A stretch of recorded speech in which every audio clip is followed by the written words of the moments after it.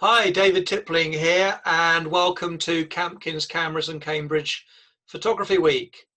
Over the next couple of minutes or so, I'm going to give a little short presentation on photographing the knot up at Snettisham on the Wash up here in North Norfolk, and show you some pictures that I've taken over the last few weeks and a couple from last year as well, all with Olympus kit, and I'll talk a little about the technique as well.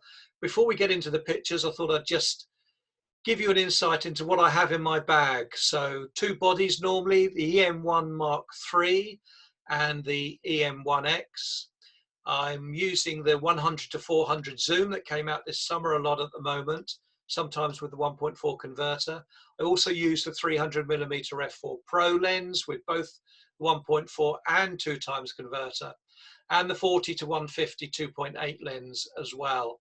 The shorter lenses include the 12-40, the 60mm macro and the 7mm fisheye. And I also have the FL900R flash gun in my bag too. So what are the knot? Well, zoom lenses are great for photographing this wildlife spectacular because you can get in tight on the flocks or quickly zoom out and get a picture with a real sense of place, which is what I've done here, showing the birds over the pit as they're coming in to roost. Here I've used the 100-400mm lens, shutter speed of a 50th of a second, so the knots are a little bit blurry but still well defined, but that gives you a sense of movement. I've kept the cormorants nice and sharp in the bottom there in the foreground. I zoomed in here at 800mm to get in tight, so that you could really get a sense of the flock in motion. Well, I've been going to the knot flock or the roost now for probably the best part of 3 decades, and every time I go it's very different and gives different opportunities.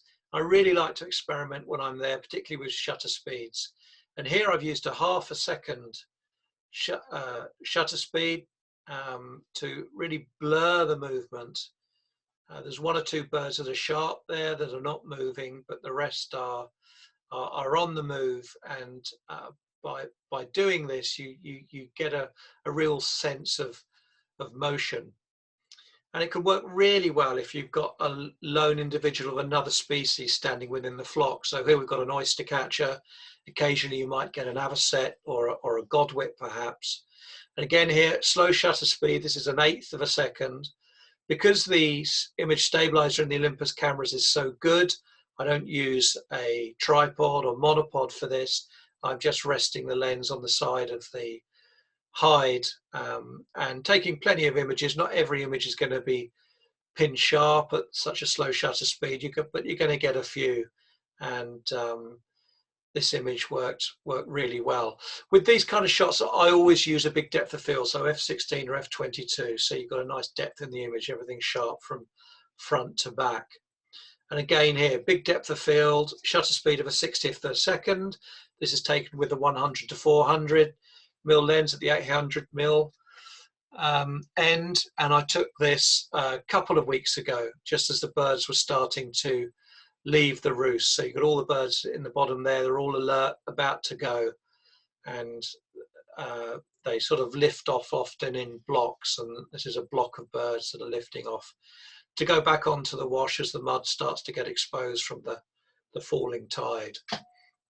Well, I'm going to leave you with a shot I took with a 300 and the 2x converter last year. So that's 600mm, or if you're thinking in full frame terms, that's 1,200mm. Really enables you to get in tight on the birds and add a bit of drama to an image. So don't forget to look at the exclusive Olympus deals for Cambridge Photography Week at Campkins Cameras, and I look forward to seeing you next time. Thanks for watching.